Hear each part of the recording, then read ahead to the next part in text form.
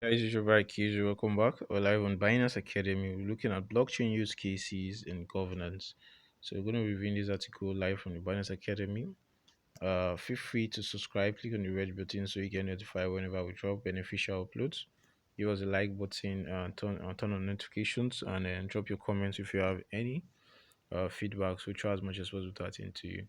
So, although blockchain technology was initially designed to function as the architecture of Bitcoin, it's now being used in many different fields. One of these fields is that of governance, where distributed systems have the potential to greatly change the public sector. So, why should governments consider adopting a blockchain? While it has many potential advantages in governance, there are a few major reasons for government entities to consider leveraging blockchain technology. So those reasons include increased decentralization, data integrity, and transparency, along with better efficiency, reduced operational costs, and more. So on decentralization and data integrity, it says that there are many different ways of building a blockchain, but as distributed systems, all of them present a certain degree of decentralization. So that's because the blockchain network is maintained by numerous computer nodes, which work in synchrony to verify and validate all data. Essentially, they need to reach a consensus and agree on the state of the database, preserving a unique version of the truth. So, as such, blockchain systems can reach a high level of immutability, and their framework may be customized to ensure that the information can only be accessed and, in some cases, modified by authorized authorities. In practice, different governing agencies could act as a validator, each contributing to the process of distributing and verifying data.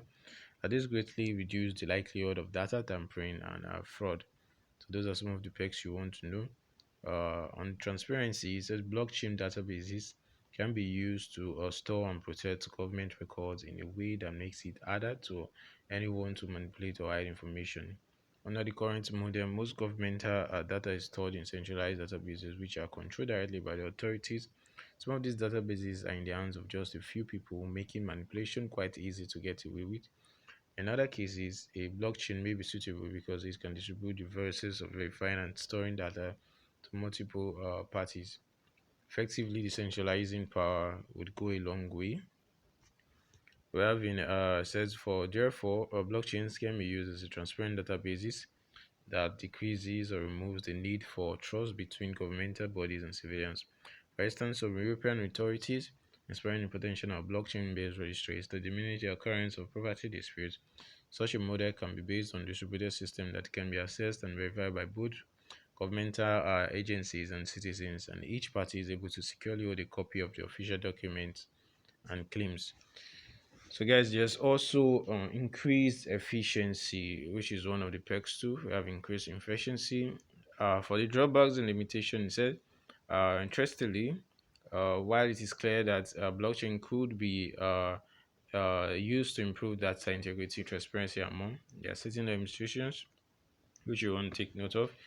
I said the property of immutability that underlies so many blockchains advantages may also be a disadvantage in some circumstances. The data immutability makes it essential that records be entered correctly before validation, meaning that steps must be taken to ensure the accuracy of initial data collection. So while some blockchain implementations may be designed in a more flexible way, allowing data to be exchanged, this would require the approval consensus of most validating nodes, which would cause questions about the centralization of the system and eventually lead to disagreements. Still, this drawback could be quickly addressed on private blockchains that don't require higher levels of decentralization. So there are loads of limitations you want to do, you want to check out.